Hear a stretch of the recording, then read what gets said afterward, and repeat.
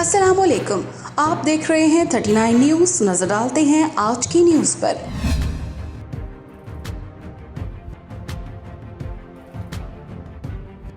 تفصیلات جانتے ہیں اپنے نمائندے سے۔